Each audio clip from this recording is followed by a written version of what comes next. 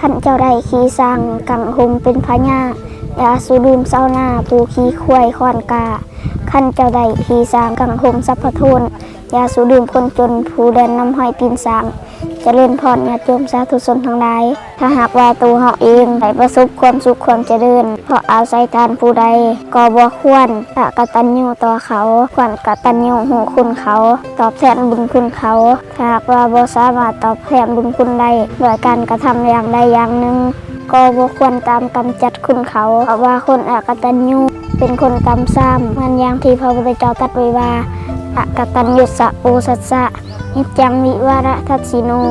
สัพพัญจีปัทวิงคัสสาเนวะนังอภิราทะเยแปลว่าถึงแม้ว่าจะให้ทรัพย์สมบัติถึงแผ่นดินแต่คนอกตัญญูบ่ฮู้บุญคุณคนจอบเบิ่งแต่ความผิดของผู้อื่น